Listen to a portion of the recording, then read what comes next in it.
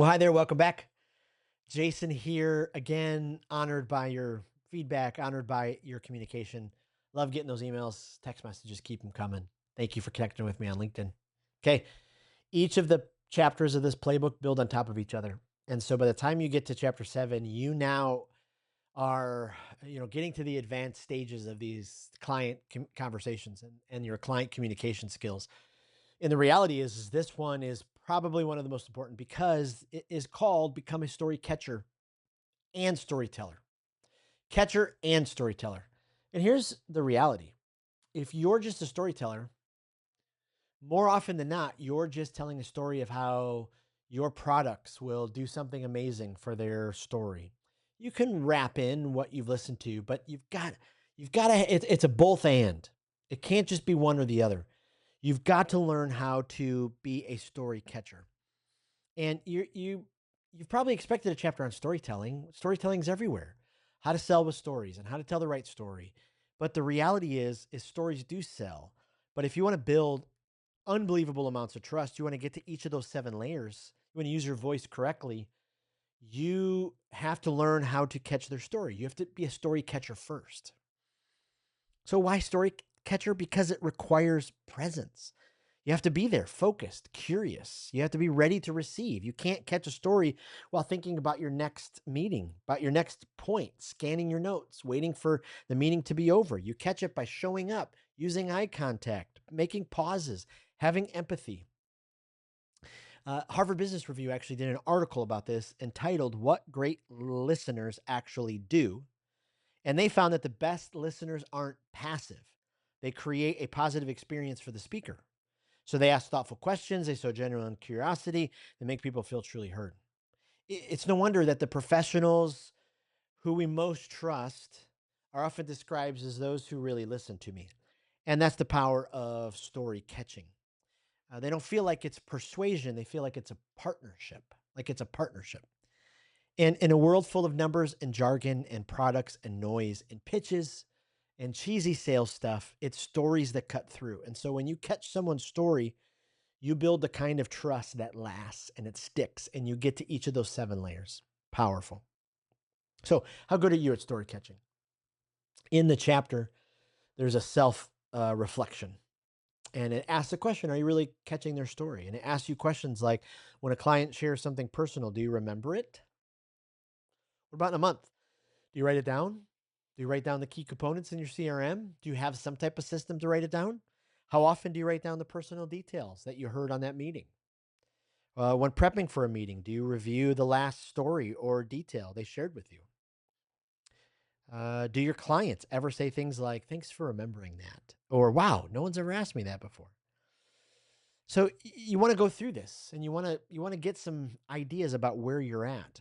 And here's the reality. Here's the pro tip. Listening isn't passive. You can't just sit back and veg out. It's an active skill, one that separates ordinary advisors from unforgettable ones. And so you got to learn how to use the story as a connection tool. And so you got to think of this as a three-way bridge. Catching their story shows that you care. Sharing their story shows you're real, and then teaching through story and analogy shows you get it. And that's the three-story bridge that you have to be able to do. You got to catch their story. You got to practice deep listening. You got to listen for the moments that don't seem that seem like they're trying to say something without saying it. You got to use curiosity driven follow-up questions. You got to say things like, that sounds important, and can you tell me more? When you share your story, you got to share a brief personal story that, relates to their current concern. You focus on connection. You end with a prompt like, does that resonate with you? And then you got to teach through story. Use analogies to make financial ideas feel real and relatable. Like some examples, like think of your plan like a GPS. Your investments are like buckets with different jobs. And you got to keep going through those. This is the catch story framework. I know you were excited. You were getting ready. See what framework would come next. What would happen? So here's what it looks like. The C is curiosity. Ask questions that invite story, not just facts. A is attention. Listen with your whole presence. T is time. slow down enough to make space for real conversation. C is connection, reflect emotion, not just information. H is honor, respect what's shared. Don't rush it. Don't rush it. So the client catching story catching card is so important because it helps keep you organized. You're able to say, I see you, I remember, I care.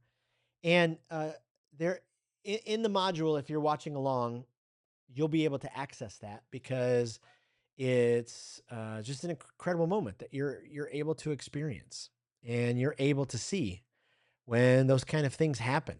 It's just one of those powerful moments. And it's important. The reality is when you get the story catching framework and you start to live this out, your clients know that you see them. They remember you because you care. And that's the powerful thing. And so you now can turn that framework into action. And if you're going through the playbook, take some time, go through the self evaluation. If you're doing this as a team together, take some time to pause right now and go through it. And in the playbook, you have the client story catching card, and it teaches you. So I recommend doing this right after you get done meeting with a client, and you walk through the details and you write them all down, and then you can remember them. You store it away. You put it in your CRM. However you do those kind of things. Now, story catching is just part of it. Now you've got to be able to actually, speak with your client through story. Like we've said a million times, the human brain longs for story. Donald Miller said that. Wrote the great book Story Brand. And you got to remember, financial advisor, financial professional, you are not the hero of your client's story. You didn't swoop in and say, hey, I'm going to save the day. That's not your role. You are the guide, and you're going to help them succeed. Because remember, we're both wealth expert and people expert, and we're obsessed with their success. So you've done the work to catch your client's story. Now it's time to tell yours with theirs and your products. So we're going to put them all together. In sales, storytelling isn't fluff, it's fuel. Great advisors don't just present data, they move people. And one of the most powerful ways to move someone is through a story that's clear and relatable and real. And so whether you're introducing yourself at a networking event to a new client, someone refers you in the office, a teller brings someone over, a licensed banker, illustrating a financial concept, building a client towards a decision, your story matters. Why? Because stories just don't inform, they inspire, they build trust, they humanize you. And don't forget that stories tell. Stories tell because stories sell. And so it's often called an art. The good news is it's also a skill you can learn, you can practice, you can master. And so for those of you who can't, okay, let's go back to a framework. This is the real story framework. Now, some of us need work with our stories, especially when we're meeting someone for the first time, especially when we're in a networking meeting, we're at a conference. And so you got to remember when you share a story, it's got to be real. And it's REAL, reveal, explain, anchor, and lead. And so let's go through this. The R is reveal the moment. Start with a vivid snapshot. Like drop your listener into the scene. I'll never forget when the ball bounced off the ground and hit me in the shin. Right? I just started in a catch scene with my dad. Where were you? What was at stake? And please don't start a story with, I have a great story to tell you. I have a funny story to tell you. Please don't do that. Just get him into the moment.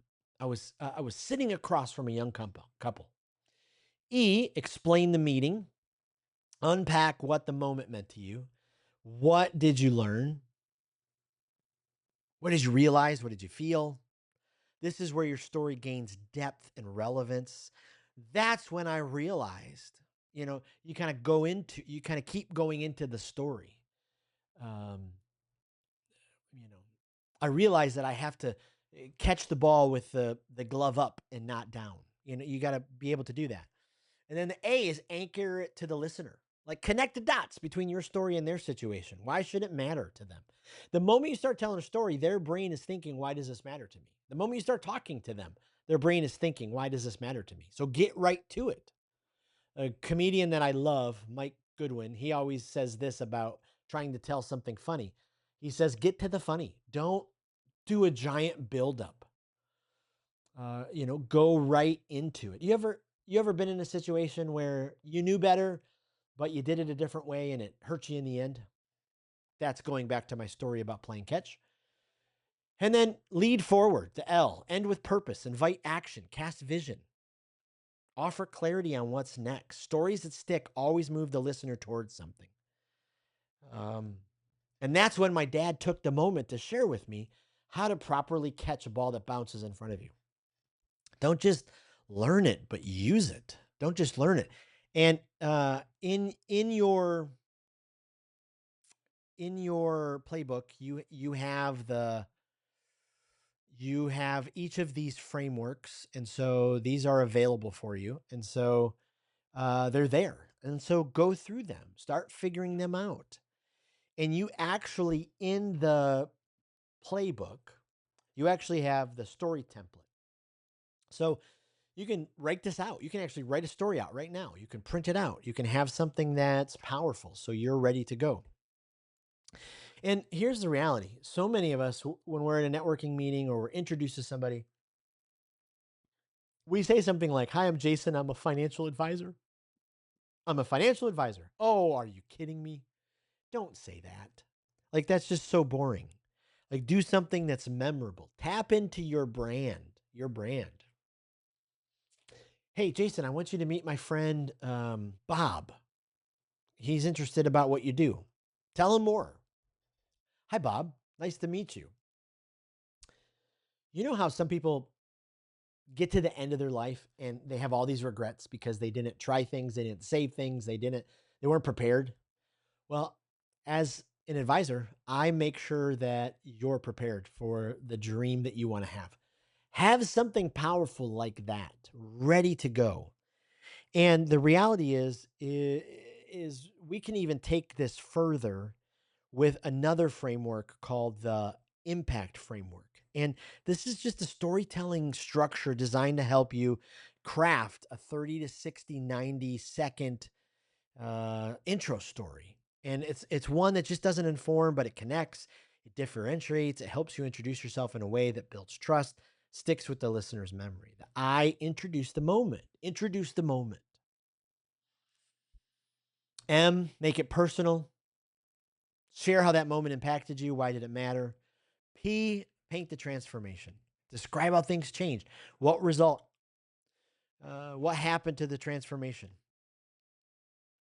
A, align with the listener. Tie it into your client's world. Show them you're not alone.